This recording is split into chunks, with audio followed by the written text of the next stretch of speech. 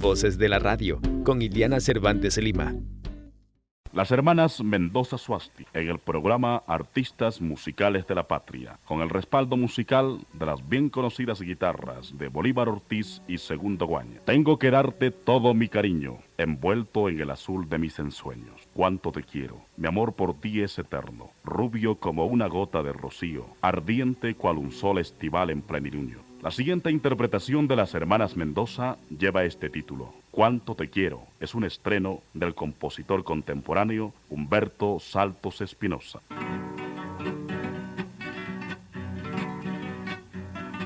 Cordiales Ecuador, bienvenidos a otro programa más de Voces de la Radio. Para nosotros, como siempre, es un gusto tenerles en este espacio que trata de rescatar a los referentes de la radiodifusión ecuatoriana.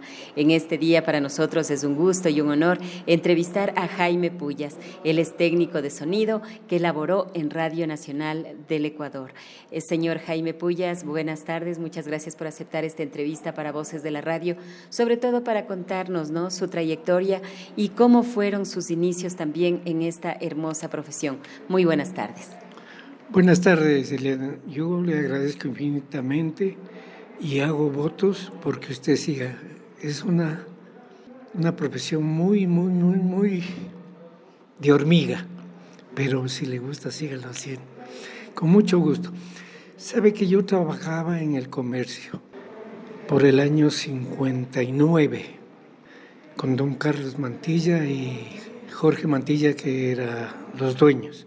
Y en el año 60 le nombran a Alfonso Lazo Bermeo, alias Pancho Moreno, director de Radio Nacional del Ecuador. Entonces, Alfonso, no sé, siempre ha pegado a mí, yo apegado a él, me dio la facilidad, me dice: ¿quieres ir a trabajar conmigo? Les digo: pero te voy a pagar 600 sucres. Y yo ganaba 240 en el comercio en ese entonces. Entonces yo hacía cuenta en los dedos, decía, es más que el doble. Pero a mí se me hacía muy difícil dejarles a los señores Mantillas. Dificilísimo. En mi juventud sentía un sentido de responsabilidad mía. Ellos me ayudaban a mí, me dejaban un camino abierto, no eran muy rígidos conmigo, pero tuve que ser real y les dije: señor Jorge Mantilla, primero me fui con el más serio, les digo: ¿sabe que voy a trabajar hasta el 31 de diciembre? ¿Y qué ha pasado? ¿Qué hay? ¿Por qué te vas? Entonces, sinceramente, le conté lo que me pasó. Le digo: Alfonsito Lazo va a ir de director de la Radio Nacional y me quiere llevar. Este negro. Le digo: sí.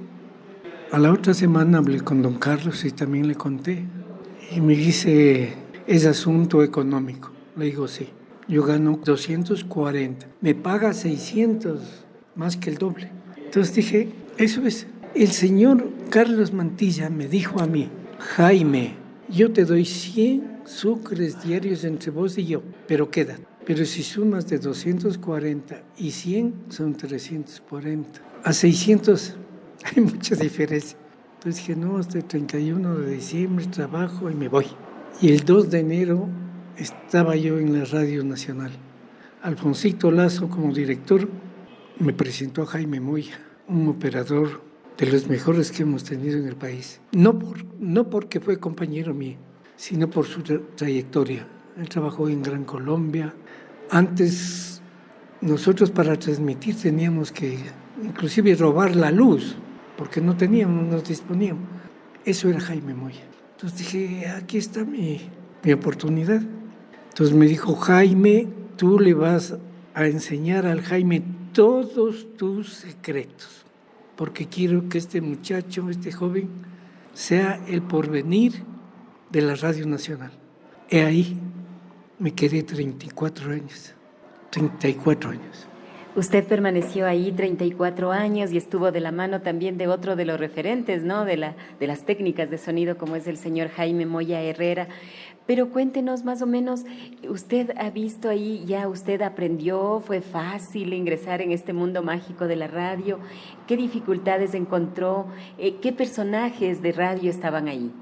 Estaba Fernando Fegan, Jorge Saldumbide, el maestro René Torres, Jaime Moya, Cristian Rex Villasís, que era un empleado que trabajaba en el Seguro Social, una voz igual que la de Fernando.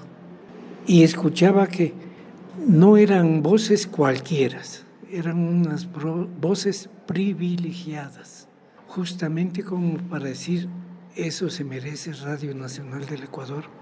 Mire, Elianita, fue, perdone que le diga, el manco Jácome, Guillermo Jácome, un hombre rígido, un hombre sobrio que no le gustaban muchas cosas. Tuvimos ahí, le tuvimos al papá del señor de los Monteros, que salió el hijo de la Coavís, y fue director de la Radio Nacional. Don Carlos Espinosa. Sí, Fausto Mejía, un técnico de qué hablar. Era, no sé si Diosito me botó ahí a un jardín de maravillas. Nunca me sentí ajeno a mi persona. Siempre hallé la cordialidad, la amabilidad, y como era un joven, tenía 14 años, un joven que estaba comenzando la vida, y allá sé que uno necesita algo y le ayudan, y usted tiene una curiosidad y le enseñan, no son egoístas. Eso fue lindo, lindo, lindo. ¿Qué es lo que usted hacía, por ejemplo, en Radio Nacional del Ecuador? ¿Qué es lo que le delegaron en un inicio, no? ¿Cómo don Jaime Moya le fue indicando, le fue enseñando?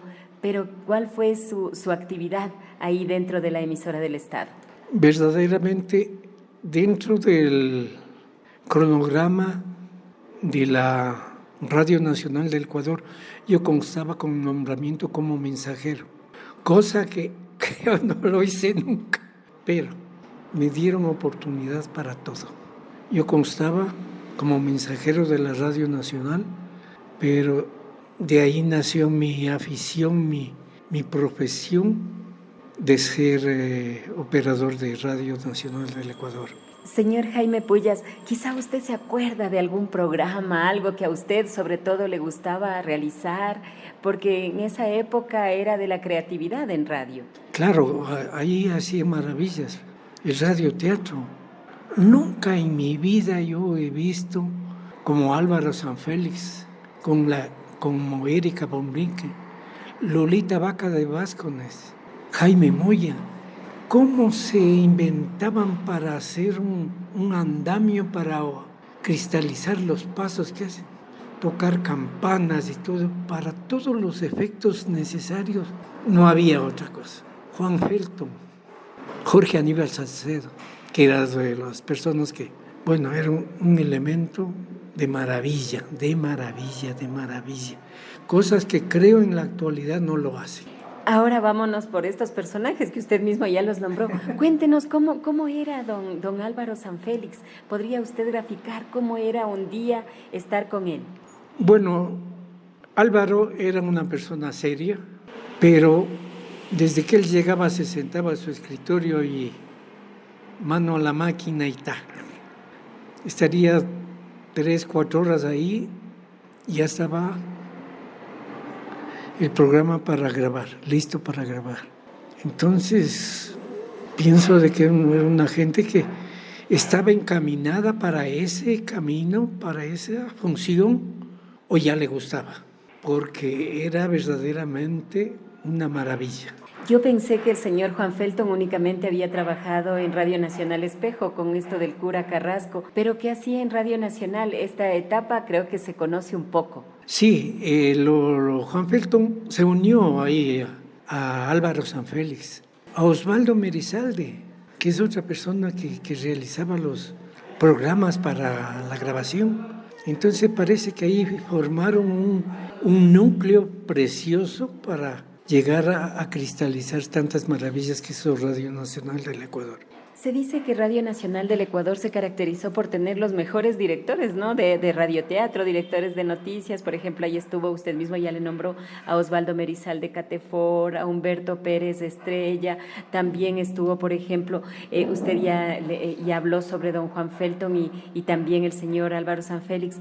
Cuéntenos también de Humberto Pérez de Estrella, porque de él todas las personas que han estado en Radio Nacional, en Radio Casa de la Cultura Ecuatoriana, siempre destacan el talento que tenía este señor. Sí, una persona muy privilegiada, una persona muy estudiosa, una persona muy preparada. Me parece a mí, de lo poco que yo logré rescatar, era una persona que no se quedaba conforme de algún programa que esté ahí, algo, una palabra desconocida, una palabra que hay que investigarla. Pues él no había peros para buscarlo, coger la enciclopedia, coger todo y comenzar. Una persona excelente, H. Pérez Estrella.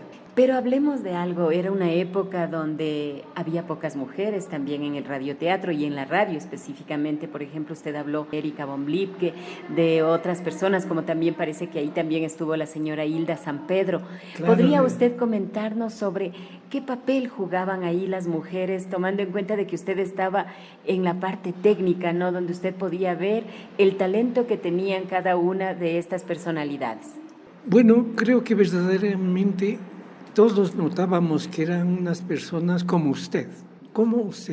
Yo he visto muy rara ver una persona preparada, una persona investigadora que haga así. Así llegaban las personas.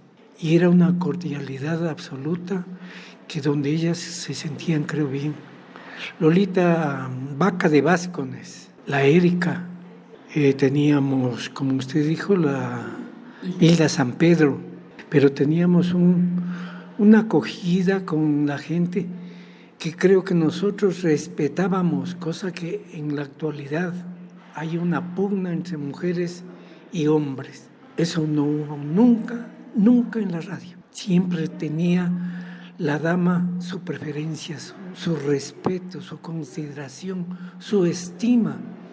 O sea, era una casa donde llegaban y nos sentíamos felices. Señor Jaime Pullas, usted habla acerca de la armonía y el talento que había en estas emisoras, sobre todo esta camaradería que había entre todos los compañeros, ¿no? Pero, o sea, ¿cómo usted iba viendo, cómo usted iba también transportándose hasta este escenario mágico que se trasladaba en las obras de radioteatro? ¿Cuál era su labor ahí? Unas veces, Jaime, usted sabe que para eso se necesitan muchos efectos, muchas voces, toda prolijidad ahí. Y Jaime me lo decía, Jaime, necesitamos esto para mañana o pasado, tenemos que preparar. Y yo estaba atento y mis ojos de joven era ver cómo ponían los efectos, cómo lo hacían, cómo lo sostenían los platos, cómo tenían las grabadoras para empatar justamente eso, para no estar remendando después las cosas. Eso aprendí y me dieron la oportunidad. Y yo creo que con el visto bueno de mis compañeros nunca le defraudé a Jaime Moya. ¿Y qué nos puede hablar también del señor Fausto Mejía Carbo?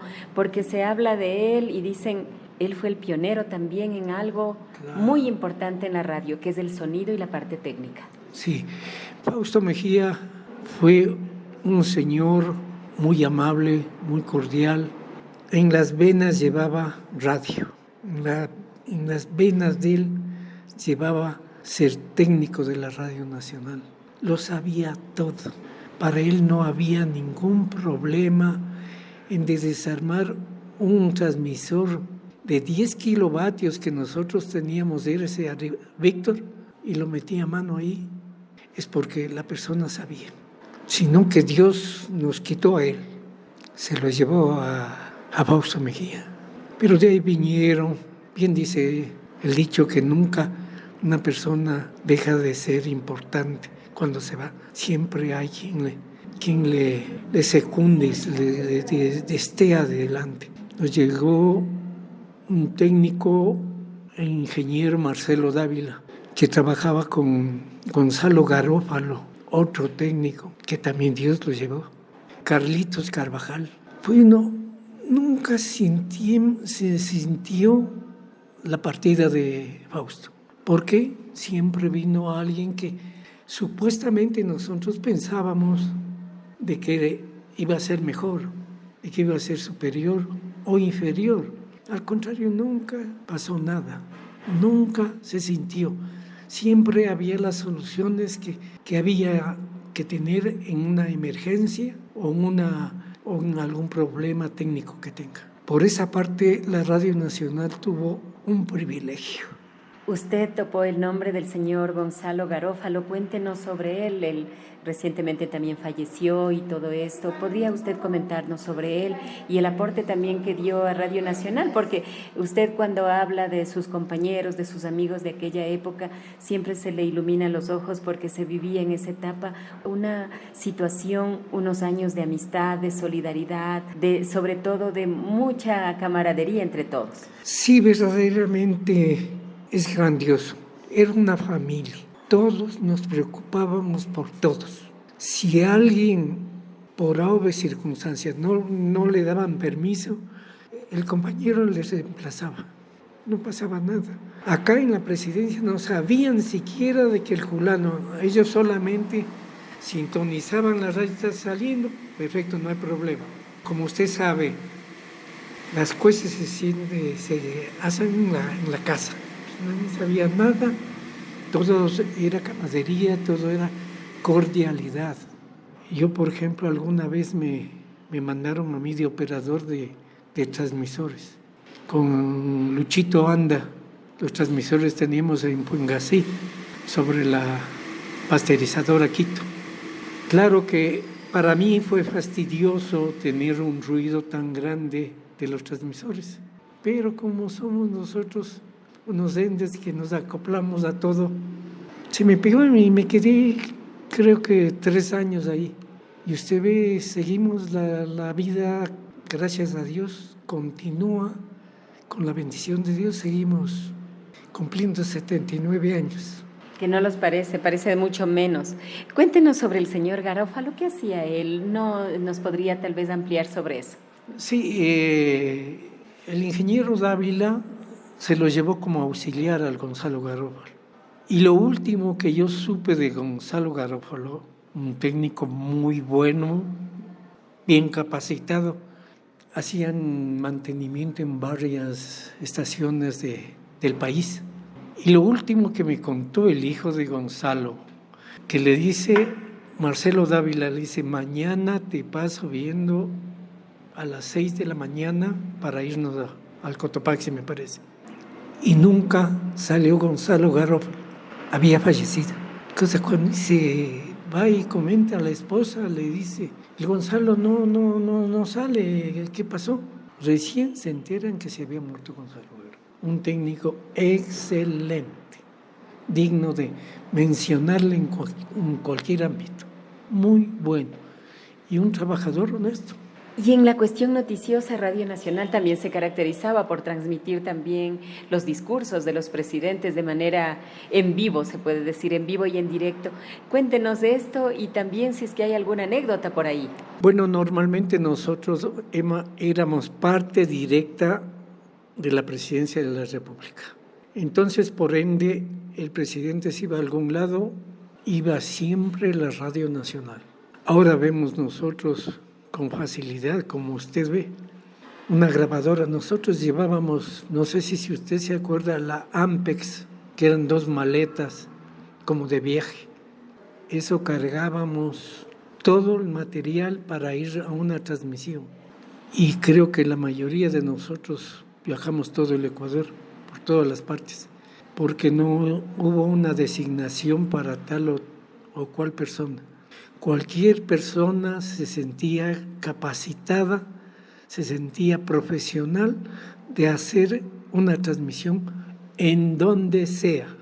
Usted recordará que en el Oriente no era fácil irse en una barca de esas que andábamos media hora, 45 minutos y veíamos solamente agua. Y yo, al menos joven, pensaba de que era un viaje sin retorno, porque no sabíamos qué nos esperaba. Pero así lo hicimos. Con Velasco Ibarra, por ejemplo, una persona que llenó 2 o 3 veces la plaza de San Francisco, que no lo ha hecho, creo, nadie. Ese señor presidente, excelentísimo y recto. Eso sí, así es que yo creo que, porque a más de acompañar al presidente de la República, nosotros, usted recordará que hicimos Canta el Ecuador, primera vez en el Ecuador, Canta el Ecuador. Todos los artistas que había en ese entonces eran delegados para tal o cual aniversario de cada ciudad. Y nosotros, y la presidencia delegaba a tales artistas, pagaban ellos, ¿no? Pero dése cuenta, teníamos la jerarquía de Benítez y Valencia, de las hermanas Mendoza Soasti, que iban en esos pueblos, en esas ciudades que no conocíamos nosotros, dar una representación artística del gobierno. Creo que eso no se volverá a repetir. Era el mejor regalo que sentía la gente, sentir esa satisfacción que el Estado le regale por su aniversario una noche artística. Una linda, yo creo que nunca lo van a hacer más. ¿En qué gobierno era? Más o menos en qué año, tal vez, ¿recuerda usted, señor Pullas? Hicimos varios años, pero tengo entendido que a partir del 66, pero ahí estaba la Junta Militar. Sí, con ellos también hicimos ahí, con Raúl Castro Gijón, Sevilla. Ellos también fueron, a ellos se sentían mejor porque un gobierno que no era tan aceptado se los dé una representación artística, que colaboren con eso, quedaba bien. Las hermanas Mendoza Soasti van a rubricar su programa, trayéndonos otra página inspirada de la canción nacional. El mar agita su pañuelo de espuma. La luna es un barquito de papel sobre las olas. Los cocuyos encendieron sus faroles. La noche es joven para amar. Sobre las olas es la interpretación que oiremos a las hermanas Mendoza Soasti con el marco musical de Bolívar Ortiz y Segundo Guaña. Señor Pullas, usted desde 1960 hasta 1994, que usted se jubiló, sí. ¿Pasó cuántos directores? Cuéntenos tal vez alguna cosa bonita, quizá, ¿cuál de todos ellos era más buena persona? ¿Cuál era más bravito? ¿Cuál era más solidario? Podría tal vez comentarnos, son 34 años que usted estuvo ahí y no sé cuántos directores pasaron por Radio Nacional. Yo tengo entendido de que la Radio Nacional del Ecuador debe haber pasado siquiera unos 20 directores. Muchos fueron encargados, ¿no? Pero ya los otros sí duraban 4 o 5 años y todo, o sea, un periodo presidencial. Pero debe haber sido ahí. Nosotros no me olvido yo del señor Granda, que era dueño de la radio Nuevo Mundo, el hermano de Guillermo Jácome. Y así pasaron, pero creo que para nombrar tenían la prolijidad, ver el camino ecuánime que tenían para que sea director de la Radio Nacional, creo yo. ¿Con cuál gobierno entró usted y con cuál salió? Yo entré con Velasco Ibarra y salí yo con... la salida es que no me la recuerdo tanto. Pero fue en el año 94 que yo salí. Verá que me faltaba un año para jubilarme normalmente en el Seguro Social. Y ese año tuve que pasar dificultades porque tenía 34 años de servicio y uno se jubilaba a los 35. Bueno, como ende de la presidencia de la República tuve que mover todas las palancas porque para jubilarme tenía que no tener trabajo. Entonces me faltaba un año. Era difícil conseguirse por un año una afiliación. Entonces moví palancas ahí y logré conseguir la especial reducida. Con esa es la pensión que yo vivo. Solamente faltándome un año después de haber sido, no creo muy sacrificada mi vida porque fue algo que me gustó, algo que sentía feliz, algo que hallaba como un regocijo como un regocijo en la casa, era el regocijo que yo tenía ahí. Nunca sentí, salvo el último tiempo que dije, voy a trabajar hasta el 30 de noviembre, porque también tengo entendido de que uno se cansa. Y tengo entendido también que uno debe dar oportunidad a la gente que está viniendo atrás, que le gusta, como en mi caso. ¿Por qué no podemos enseñarles? ¿Por qué no podemos saber de que pueden ser mejores entes que el que sale? Aquí no hay eso. Pero yo, por ejemplo, a Jorge Caizahuano, una persona inválida, nos entregaron como me entregaron a mí, a Jorge Caizahuano. Y él resultó, señorita, un técnico mejor que Jaime. Así son las anécdotas de la vida. Muchas veces nos dejamos llevar solo por lo que aparentemente se ve, pero en realidad son gente con mucho contenido, mucho talento y mucha inteligencia. Señor Jaime Pullas, cuéntenos a usted, por ejemplo, ¿qué le ha dado esto de haber trabajado, por ejemplo, con don René Torres, Jorge Saldumbide, Gustavo Ceballos, Eduardo Brito Mieles, Álvaro Sanfélix, que son nombres que uno le pone y los ve tan alto, ¿no? Sobre todo a quienes nos gusta la radio. Entonces, ¿cómo se siente usted haber trabajado con ellos y haber tenido el respeto de ellos? Una dicha. Oír conversar de los personajes que usted ha nombrado, para mí es un privilegio. Porque yo trabajé con ellos con un emblema de categoría, de sublimidad, de respeto, de consideración. Entonces eso le hace a uno sentirse orgulloso.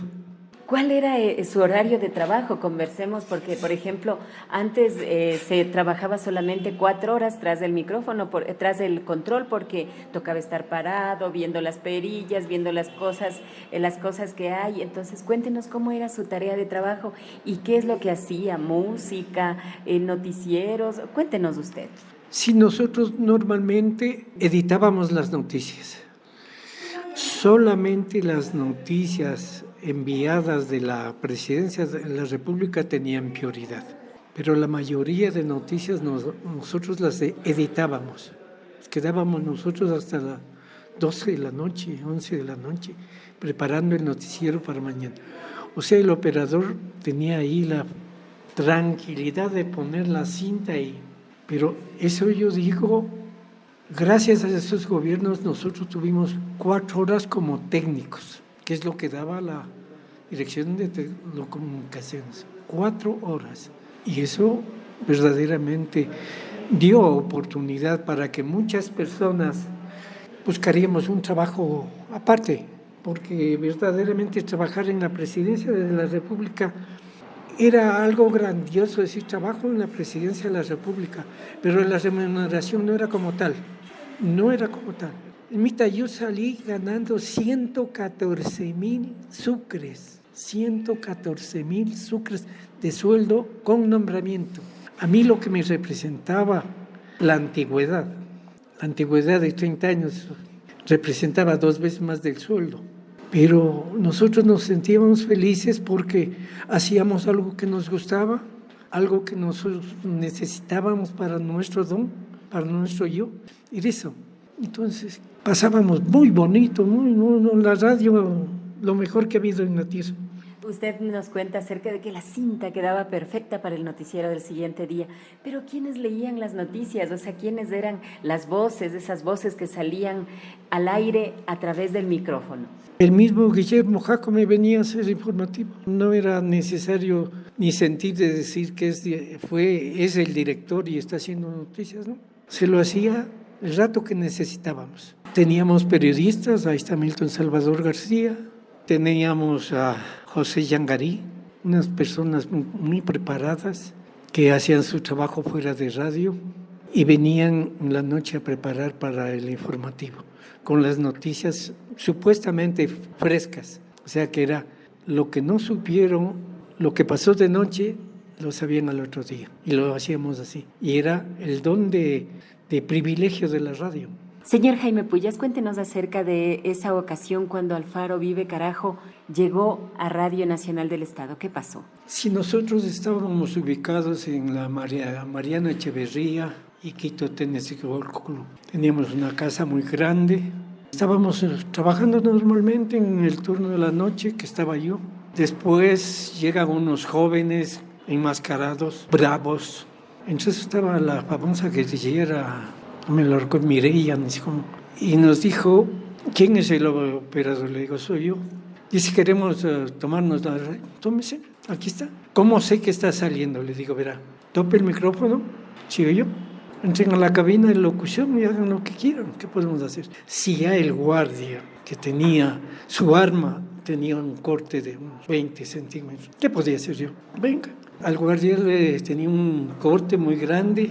Estábamos con Carmita del Valle, que es una artista también que era gordita. Carmen Valverde. Carmen Valverde. Y lo dejan poniendo en su cinturón una bomba. En su cuerpo tenía una bomba. Y me dijeron a mí, si usted topa eso, se acaban. Se fueron llevando las cápsulas de los teléfonos que antes eran con cápsulas. Se llevaron. Supuestamente ellos pensaron de que no íbamos antes no había celulares, no había nada. Yo me subí a la dirección y cogí el teléfono del director, Gustavo Ceballos, y le digo, ¿sabe que a la policía nos asaltaron aquí, por favor traigan una ambulancia? El guardia está sangrando aquí y hay una persona que está puesta, una bomba, que nos dicen que si topamos eso nos vamos a morir. Entonces llegaron, creo que de la prensa que hay en la escuela de policía, creo que de ahí nos mandaron, porque fue violento. Entonces llegaron allá, nos vieron, entonces querían ocupar los teléfonos. Le digo, no hay teléfonos aquí porque se llevaron las cápsulas, pero vengan acá. Bueno, eso fue digno de replay porque yo creí que hasta ahí llegaba mi vida. Eran muy violentos los jóvenes, muy violentos. Y la chica, para ser mujer, era valiente. ¿Y qué pasó después? Lógicamente me dejaron a un ladito a mí por el asunto de la radio. Yo zafé a mi compañera, pero la bomba no la topé, yo esperaba de que vengan alguien. Entonces después vinieron, tuvimos orden expresas de la Presidencia de la República de decir, no sabemos nada, no sé, que omitamos todas las cosas. Y como era yo el que estaba ahí, nunca me dijeron a mí, no, usted no dice nada. Eso fue todo y un susto en mi vida. ¿Qué le ha dado a usted la radio? Una satisfacción muy grande, un orgullo. Para mí, me siento muy orgulloso de haber servido 34 años en la radio. Me he sentido completo, tengo una familia, tengo mi casita. ¿Qué pido más? ¿Cómo se siente usted al escuchar que muchas personas que trabajaron en la Radio Nacional del Ecuador siempre califican su gestión como positiva, siempre destacan su calidad humana y su trabajo también? Y por qué no decirlo, esa chispa quiteña que se tiene, esa sal quiteña, porque antes se hacían muchas bromas ustedes. Sí, verdaderamente, éramos gente amable, gente cordial. Y gente que tenías alrededor de que para una chispa eran terribles. De una palabra maldicha, mal interpretada, te sacaban ahí. No sé si usted ha hablado con Pajarito Salvador, un maestro, trabajó en el 24 de mayo. Eso creo que hoy en el día no se da tanta amabilidad, tanta cordialidad con un trabajador. Tanto respeto, consideración. Y uno también, poniendo su parte. Es mi jefe, tengo que respetarle, tengo que hacer y tengo que... Cosas que hoy en el día no veo yo que se da. El jefe es jefe y hay que hacerle a ver al jefe. No. Éramos todos iguales. Cumplíamos nuestra misión. Cumplíamos nuestro mandato que nos daba el trabajo. Hablemos ahora, usted nació aquí en Quito, ¿en qué barrio específicamente? En Santa Bárbara. Yo nací en la García Moreno, entre Manabí y Venezuela. Justo de la iglesia de Santa Bárbara, ahí tenía una casa el padre, ahí nací yo, un 24 de abril del 45. ¿Y sus papás querían que usted siga en la radio? ¿Cómo era la situación? Creo que mi padre... dijo, tú elegiste. Mi madre fue el nudo que hallé, pero tenía su razón. Yo soy una persona equitativa y pensaba de que una persona joven, una persona que a lo mejor se pueda dañar, no era el camino adecuado a la radio para ella. ¿Por qué? Era muy difícil. ¿Eran bohemios? Sí. Entonces, para una madre que solamente el hijo vale oro, creo que era, pero no ha pasado nada. Hemos sabido cambiar las cosas. ¿Usted quería trabajar en radio? ¿Ese era su sueño de niño? ¿El niño Jaime Pullas quería trabajar en la radio? ¿Qué quería hacer? Bueno, yo, sabe que hasta cuando estaba en el comercio, volviendo ahora a lo del comercio, el señor Mantilla, los señores Mantilla me decían, mira, aquí tienes linotipo, aquí tienes fotograbado, aquí tienes circulación, aquí tienes Radio Quito, aquí tienes todo, tienes un montón de cosas que te podemos poner a tu disposición para que te quedes acá. Te vamos a dar. O sea, fui, creo, una persona querida que me dieron tanta cabida. Creo que para mí fue un privilegio, pero nada de eso valió.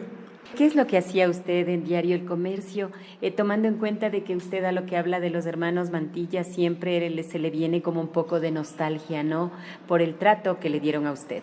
Sí, verdaderamente. Yo ganaba 240 y el señor Mantilla me dijo, yo te voy a dar entre yo y vos 100 sucres más, pero no digas a nadie, yo te voy a dar. Eso es afectividad, eso es cariño, eso es gratitud. Creo que el Señor me gratificaba a mí por mi manera de ser, por ser un joven posiblemente valioso para él, para su empresa, me quiso dar. Pero tampoco valió porque eran 340, eran 260 más que iba a ganar en Radio Quito, en Radio Nacional, entonces hubo que aceptar lo del Alfonso Lazo, que yo lo quiero, a pesar de que está en la tumba, lo quiero yo. Una persona excepcional, lo quiero y lo guardo mucho respeto. ¿Extraña la radio? Sí, últimamente, a pesar de que ya tengo entendido, son más de 30 años de lo que no estoy en radio, pero hallo puntos adecuados para que yo me distraiga y siga siempre metido en radio. Porque yo cuando tengo algún problema, tengo alguna cosa, busco mis aparatos, busco mi música, busco mis grabaciones y entonces ahí siento la satisfacción de que la puedo suplir, no con mucha comodidad como en la radio, pero me las hago. Señor Jaime Pullas, nosotros como Voces de la Radio queremos agradecerle por esta entrevista y sobre todo por haber tenido esa apertura desde un inicio para contarnos parte de su historia en esta radio, ¿no?, en esta emisora que como fue Radio Nacional del Estado. Muchas gracias por eso. Gracias también a usted. Hago votos fervientes porque sus caminos que tiene trazados se los haga realidad. Es una persona muy valiosa, una persona muy prolija, una persona que está buscando lo que quiere hallar. Su camino que puso ahí quiere coronar eso. Espero que Dios mediante le dé salud, vida, fuerzas y que siga adelante. Francamente, para mí ha sido una bendición de Dios después de un problema de salud que yo tuve, hallar esto. Recordar algo que yo quise, algo que yo fui, algo de lo que yo soy. Muy amable. Muchas gracias a usted por sus palabras, muy amable a usted. En este día hemos conversado, hemos dialogado con el señor Jaime Pullas. Él es técnico de sonido y también fue parte fundamental de la Radio Nacional del Estado. Con ustedes, amigos oyentes y televidentes, estaremos en un nuevo espacio con más Voces de la Radio. Que tengan un excelente resto de día. Esta emisora ha presentado Artistas Musicales de la Patria.